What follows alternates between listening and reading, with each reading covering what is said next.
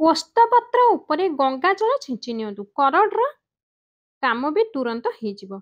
ଯେଉଁ ଲୋକ ତାଙ୍କ ଜୀବନରେ କରଜକୁ ନେଇ ବହୁତ ଚିନ୍ତାରେ ରହିଥାନ୍ତି, ଯେଉଁ ଲୋକଙ୍କ ଉପରେ ସବୁବେଳେ ହିଁ ଅନ୍ୟର ପଇସା ଉଧାର ରହିଥାଏ, ଆଜି ଆପଣଙ୍କୁ ଅନ୍ୟ ଲୋକଠୁ ଉଧାର ନେଉଛନ୍ତି, କାଲି ଆପଣ ଆଉ କାହାଠୁ ପଇସା ଉଧାର ନେବାକୁ ପଡ଼ୁଛି। ଆପଣଙ୍କର ଇଚ୍ଛା ନଥାଇ ମଧ୍ୟ ଆପଣ କରଜ ନେଇ ଚାଲୁଛନ୍ତି ଏବଂ କରଜର ବୋଝ ପରେ ବୋଝ ଆପଣଙ୍କ ମୁଣ୍ଡ ଉପରେ ବୁଡ଼ି ରହିଛି। ତ ଗଙ୍ଗା ଜଳର ଗୋଟିଏ ଛୋଟିଆ ଉପାୟକୁ ଆପଣଙ୍କୁ କରିବାକୁ ପଡ଼ିବ।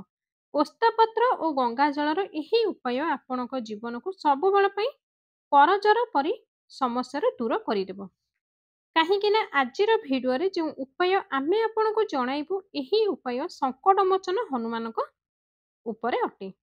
ଦେଖନ୍ତୁ, ଏହି ଯେଉଁ ସମୟ ଚାଲୁଛି ଏହା କଳିଯୁଗର ସମୟ ଅଟେ। ଆଉ ଏହି କଳିଯୁଗରେ ଗୋଟିଏ ମାତ୍ର ଦେବତା ଯାହା ବ୍ୟକ୍ତିକୁ କରଜରୁ ମୁକ୍ତି ଦେଇଥାନ୍ତି, ସେ ହେଉଛନ୍ତି ପ୍ରଭୁ ହନୁମାନ।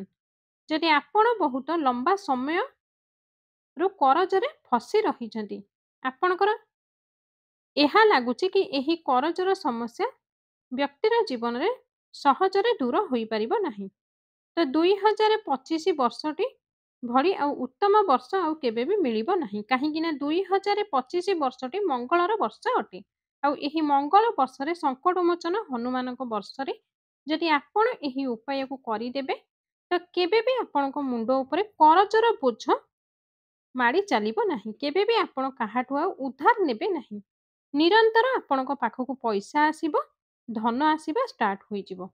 ଓସ୍ତପତ୍ର କେବେ ବି ସାଧାରଣ ହୋଇନଥାଏ। ଓସ୍ତପତ୍ରରେ ତ୍ରିଦେବଙ୍କର ବାସ ହୋଇଥାଏ। ବ୍ରହ୍ମା, ବିଷ୍ଣୁ, ମହେଶ୍ୱର ଏହି ତ୍ରିଦେବ ଓସ୍ତ ଗଛରେ ବାସ କରିଥାନ୍ତି। ଓସ୍ତ ଗଛରେ ହିଁ ଧନର ଦେବୀ ମାତା ଲକ୍ଷ୍ମୀ ଓ ଶ୍ରୀହରି ବିଷ୍ଣୁ ନାରାୟଣଙ୍କ ସହ ବାସ କରିଥାନ୍ତି। ଆଉ ଓସ୍ତ ଗଛର ଉପାୟ, ନ୍ୟାୟର ଦେବତା ଶନିଦେବ ବହୁତ ପ୍ରସନ୍ନ ହୋଇଥାନ୍ତି। ଓସ୍ତ ଗଛ ଆମ ସନାତନ ଧର୍ମରେ ପୂଜନୀୟ ଅଟେ। ଆଉ ଓସ୍ତ ଗଛର ଉପାୟ କରିବା ଦ୍ୱାରା ବ୍ୟକ୍ତିର ଭାଗ୍ୟ ରାତାରାତି ଚମକିଥାଏ। ଆଉ ଆଜି ଯେଉଁ ଉପାୟ ଆମେ ଆପଣଙ୍କୁ ବତାଇବାକୁ ଯାଉଛୁ, ଏହା ମଙ୍ଗଳର ଉପାୟ ଅଟେ, ଶନିବାରର ଉପାୟ ଅଟେ। ଶନିବାର କିମ୍ବା ମଙ୍ଗଳବାର ଏହି ଦୁଇଟି ଦିନ ଭିତରୁ କୌଣସି ବି ଦିନ ଏହି ଉପାୟକୁ ଆପଣ କରିପାରିବେ। ଯେଉଁ ବ୍ୟକ୍ତି କରଜକୁ ନେଇ ବହୁତ ଚିନ୍ତାରେ ରହୁଛନ୍ତି ଏବଂ ପଇସା ଯାହାଙ୍କ ପାଖକୁ ଆସୁନାହିଁ, ତେବେ ଚାଲନ୍ତୁ ଜାଣିବା କେଉଁ ଉପାୟ ଆଉ କିପରି ଆପଣ ଏହି ଉପାୟକୁ କରିବେ।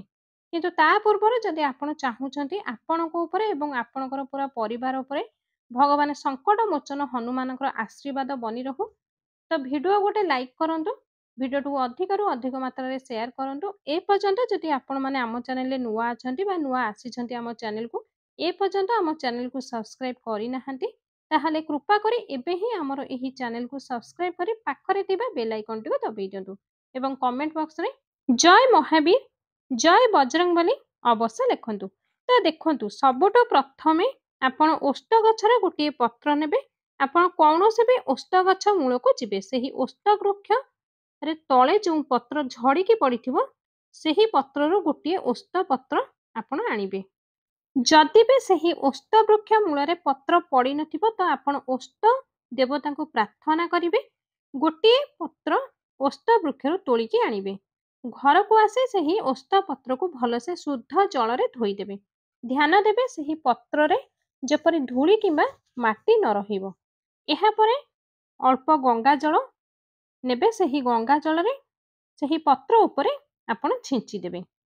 ଏହାପରେ ଆପଣ ଅଳ୍ପ ସିନ୍ଦୁର କିମ୍ବା କେଶର ନେବେ।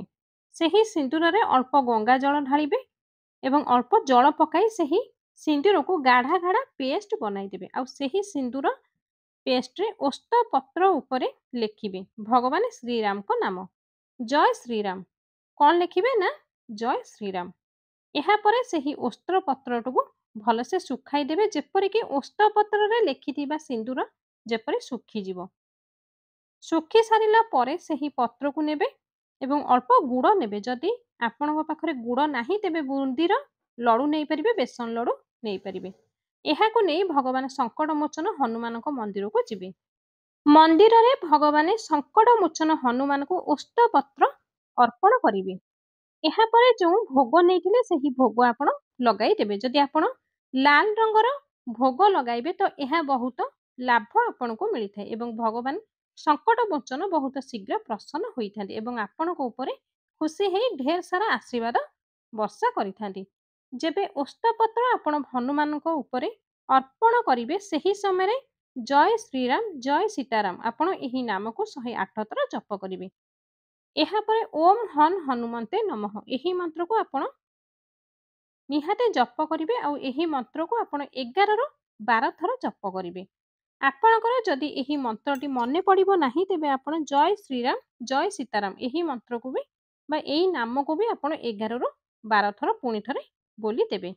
ତ ଦେଖନ୍ତୁ ଆପଣ ଯେତେ ଥର ପ୍ରଭୁ ରାମଙ୍କ ନାମ ନେବେ ସେତେ ଶୀଘ୍ର ପ୍ରଭୁ ସଙ୍କଟ ମୋଚନ ହନୁମାନ ଆପଣଙ୍କ ଉପରେ ପ୍ରସନ୍ନ ହୋଇଯିବେ। କାହିଁକି ନା ପ୍ରଭୁ ରାମଙ୍କ ନାମ ବହୁତ ପ୍ରିୟ ହୋଇଥାଏ ପ୍ରଭୁ ହନୁମାନଙ୍କର। ତ ଏହି ଉପାୟ ଆପଣ ମଙ୍ଗଳବାର କିମ୍ବା ଶନିବାର ଏହି ଦୁଇଟି ଦିନ ଭିତରୁ କୌଣସି ବି ଦିନ କରିନିଅନ୍ତୁ। ଯଦି ଆପଣଙ୍କ ଘରର ଆଖପାଖରେ ସଙ୍କଟମୋଚନ ହନୁମାନଙ୍କ ମନ୍ଦିର ନଥିବ ତେବେ ଆପଣ ଓସ୍ତ ଗଛ ତଳେ ସେହି ପତ୍ରକୁ ରଖିକି ଆସିପାରିବେ। ଓସ୍ତ ଗଛ ମୂଳରେ ବି ସେହି ଉପାୟ ଆପଣ କରିପାରିବେ। ଏହି ଉପାୟ ଆପଣ 4ରୁ 5ଟି ମଙ୍ଗଳବାର କିମ୍ବା ଶନିବାର କରନ୍ତୁ। ଆଉ ଆପଣ ନିଜେ ଦେଖିବେ ଏହାର କିପରି ଚମତ୍କାର ଘଟୁଛି। ଆଉ ଆପଣ ନିଜେ ଦେଖିବେ କରଡ଼ର କରଜ ବି ଆପଣଙ୍କୁ ମୁକ୍ତି ହୋଇଯିବ। ଯଦି ଆପଣ ଏହି ଉପାୟକୁ ଶନିବାରକୁ କରିବେ ତ 4ଟି ଶନିବାର ଏହି ଉପାୟ କରିବେ। ଆଉ ଏହି ଉପାୟକୁ ଯଦି ଆପଣ ମଙ୍ଗଳବାରକୁ କରିବେ ତ 4ଟି ମଙ୍ଗଳବାର ହିଁ ଏହି ଉପାୟକୁ ଆପଣ କରିବେ। ଏହି ଉପାୟଟି ଏମିତି ଏକ ଚମତ୍କାର ଉପାୟ ଅଟେ କେବେ ବି ଆପଣଙ୍କୁ ଧନର ସମସ୍ୟା ଆସିବାକୁ ଦେବ ନାହିଁ ଯଦି ଆପଣ ଏହି ଉପାୟକୁ ଆପଣଙ୍କ ଜୀବନରେ କରିନେବେ। ତ ନିହାତି ଏହି ଉପାୟକୁ ଆପଣ କରନ୍ତୁ ଆଉ ଏହାର ଚମତ୍କାର ଆପଣ ନିଜେ ଦେଖିବେ। ତ ଆଶା କରୁଛି ଆଜିର ଭିଡ଼ିଓଟି ନିହାତି ଭାବରେ ଆପଣଙ୍କୁ ପସନ୍ଦ ଆସିଥିବ। ଯଦି ଭିଡ଼ିଓଟି ଆପଣଙ୍କୁ ପସନ୍ଦ ଆସିଥାଏ ତେବେ କୃପା କରି ଭିଡ଼ିଓ ଗୋଟେ ଲାଇକ୍ କରିବେ। ଭିଡ଼ିଓଟିକୁ ଅଧିକରୁ ଅଧିକ ମାତ୍ରାରେ ଆପଣଙ୍କର ଫ୍ରେଣ୍ଡ ସର୍କଲ ମାନଙ୍କ ପାଖକୁ ସେୟାର କରିବେ। କମେଣ୍ଟ ବକ୍ସରେ ଜୟ ବଜରଙ୍ଗବଲି ଜୟ ହନୁମାନ ଅବଶ୍ୟ ଲେଖିବେ। ତ ଚ୍ୟାନେଲକୁ ସବସ୍କ୍ରାଇବ ନିହାତି କରି ପାଖରେ ଥିବା ବେଲ୍ ଆଇକନଟିକୁ ଦବାଇ ଦେବେ।